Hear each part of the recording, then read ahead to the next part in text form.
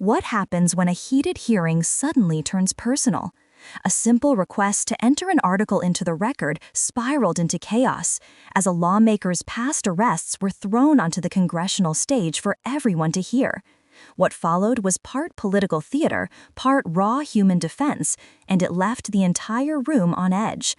Let's break down exactly what happened, why it matters, and what it reveals about power, reputation, and the rules of Congress. Unanimous consent request, if that's okay. Yeah, go ahead. Thank you. I request unanimous consent to enter into the record this May 16th, 2024 article from the Washington Post titled, "A Congressman Spared Prison as a Teen Tells D.C. to Be Tough on Youth," which covers the story of a sitting congressman who used a pretrial diversion program to avoid jail time title's been read, for Mr. physician Chairman. with intent to distribute and had a bribery charge. Mr. Chairman, the expunge. title's been read. And yet that is a Mr. level Chairman, of the without title's all been you read. have We're to- not reading Miss- the entire Mr. Sorry. document. Mr. Chairman. All you have to do is say the title and the Chairman. publisher. So without objection, Mr. Chairman, and since the gentlelady is referring to me, I wonder if she would like to debate the actual topic. I'm more than prepared to debate the topic. I've been doing it my entire life. do you want to, You voted illegally all your entire life? would the lady yield the gentleman from Florida? No, it's not a debate. It's an article that obviously you admit is about you, about how you were spared prison as a teen and now want to not Actually, allow and other young actually, people for the that same gentlelady, let's be very opportunity. clear, the article is wrong. The article is wrong, and I'm on the record stating that repeatedly. I've never been proud of what happened when I was 18 years old or 20 years old. I was wrong, and under the laws of the state of Florida, I was held accountable for that as an adult. So let's be very clear about what was written in that article, which is wrong. That does not coincide with the language that I passed off the House floor the other day. If you want to read articles and put them in the record, let's be clear about what they are. And since I'm the only subject matter expert Point of on order. that article, I would like to set the record straight right now. Thank you. All right, thank. Right. I'm requesting equal time. I'm sorry, Mr. Chair. Was the article about you, Ms. Crockett? It was not about me. Okay, but Chair it was recognizes but it was Mr. Min. unanimous Mr. consent, Chairman, I'm which are actually, not debatable. Mr. Chairman, I'm prepared to take Chair on all recognizes comers. me. So I entertain If somebody tries to put an article in about you, and I've Well, read I'm a few. sure y'all want but to we talk haven't about put 'em my in. private school, honey. If somebody does, you can defend yourself. Mr. Min. Mr. Chairman, I actually have a point of personal privilege. Yes, state your point. It was raised earlier in an article about me, so let's just get to it. I thought we did this already. No, well, we're doing it again because your name was not raised, so now we get to do it twice. Well, Thank you. No. He's being recognized for a point of privilege. It's a point of Okay, personal well, privilege. we gonna need Thank one you very too. much. I don't think it's really personal for you, madam. Let's be clear about a couple of things. Yes, when I was 18 and 20, I was arrested twice. I was. I made a lot of mistakes when I was young. I've admitted them. I've had to live with them my entire life. Every day since the age of 21, I've had to purpose myself to be a better man than I was the day before. That is something that was afforded to me by the laws of the state of Florida. And I'm grateful for that opportunity. And now I'm here in the nation's capital doing my job. In Florida, when I got into my trouble, I was not tried as a juvenile. I was tried as an adult because I was an adult.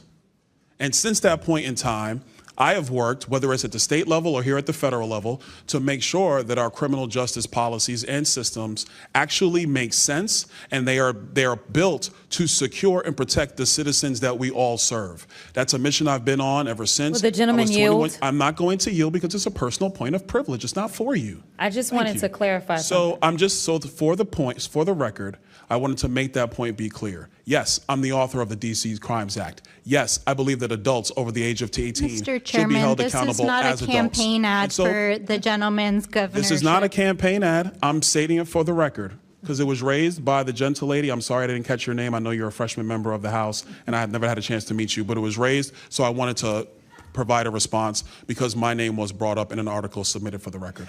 I think Point I'm of done now. information. I yield. Point of Yes, information. state your point. The gentleman from Florida just referenced the bill that he authored, and I just want to clarify, is the chair aware as to whether or not under current D.C. law, it allows the Attorney General, That's not a point of information. okay, well, it's a question. Well, Point of inquiry. I mean, We gonna do an we inquiry. can talk about it later. We'll do an inquiry. I am trying to clarify. It's not a parliamentary inquiry. All right, Chair. When the Washington hearing room suddenly explodes into back and forth over an article about a sitting member's past, it's easy to laugh it off as another bit of Capitol Hill theater. Look closer, and you see something much more consequential: the rules of the chamber, the tools lawmakers use to shape public record, and the human cost when private history becomes public spectacle. What kicked this off was routine on its face. A member sought unanimous consent to insert a newspaper article into the official record. That's a common move. It's how lawmakers put documents, reports, and media pieces on the public ledger without a long debate. If no one objects, it's entered, and, for all practical purposes, becomes part of the official transcript people and reporters can quote forever. But unanimous consent only looks routine when it isn't about a colleague's life. Drop a piece that alleges a representative was spared prison as a teen, and the dynamics instantly change. You're no longer just entering an article, you're inserting a narrative about someone's character into the formal archive of Congress. The reaction in the room shows why this matters. The member whose name was implicated, who openly acknowledged youthful arrests, immediately used a procedural tool that's built into the House playbook, a point of personal privilege. This is essentially a standing right for members to defend their reputation from charges made on the floor. It's not theatrics. It's a formal mechanism that recognizes the unique harms that can come from allegations made in the chamber's public record. When someone's name is raised in an official context, the person has both the right and, many would argue, the duty to reply. That's why we saw the exchange shift so quickly from a simple unanimous consent request into a forceful personal response, an elected official trying to control how his story is told in the very institution he serves. There's also a procedural choreography at play here that's worth understanding. You'll hear phrases like yield, point of information, and point of inquiry. These are the rules language. Yielding is voluntary. Members can refuse. Points of information are often used to get a quick clarification. A point of personal privilege is heavier. It's a claim to immediate floor time because the issue affects a member's rights or reputation.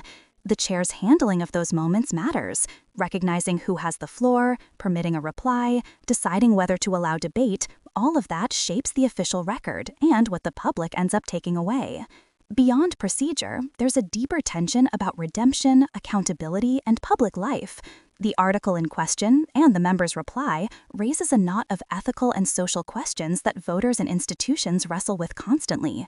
How should we treat mistakes made by young people who later go on to public service? If someone was arrested at 18 or 20 and later held accountable under state law, does that disqualify them from serving? Or does it underscore a story of rehabilitation and public service? Different audiences will hear very different stories in the same words. Some will hear genuine contrition and reform, others will hear a justification that papered over past behavior. That's why members get so defensive. Reputations are political capital, and once a damaging narrative is on the record, it's hard to erase. There's also real politics in how this was handled. Introducing an article into the record can be a strategic move. It gives the allegation the imprimatur of the institution's official transcript and multiplies its reach. For opponents, it's a way to force accountability or to score political points. For the targeted member, the recourse is to correct, contextualize, and push back publicly, as we saw with the point of personal privilege. Both sides are acting with incentives. One wants to elevate a narrative, the other to limit its damage. That tension between transparency and fairness is part of what makes these moments messy and emotionally charged. So what should viewers take away? First, know the tools. Unanimous consent, points of personal privilege, and the chair's discretion are not just parliamentary jargon. They determine how information about people gets preserved and amplified. Second, treat the substance separately from the spectacle. The fact that a member was arrested decades ago is a factual claim that can be investigated and contextualized. The way it is aired in a hearing is often shaped by immediate political goals. Third, notice the human element. People change. Records are sealed in some cases. Diversion programs exist for reasons rooted in both rehabilitation and legal practice. The public conversation should recognize both accountability and the possibility of reform, rather than collapsing into permanent shaming or reflexive defense. If you want to keep a practical eye on this story, watch 3 things next: whether anyone asks for follow-up documents or subpoenas related to the article's claims, whether the member takes additional steps to make his side of the record clear, a formal statement, more floor time, or submitting corroborating documents, and whether the incident spurs broader hearings about standards for entering personal allegations into the congressional record. Those are the structural responses that move beyond one heated exchange and shape long-term norms. I want to hear from you. When a member's youthful mistakes are raised on the House floor, should the article of record stay and be part of the archival public ledger, or should there be higher thresholds before personal histories are entered into official records? Drop your view in the comments. If you want more explainers like this, clear breakdowns of the rules and the human stakes behind the headlines, subscribe and I'll keep unpacking the moments on Capitol Hill that actually matter.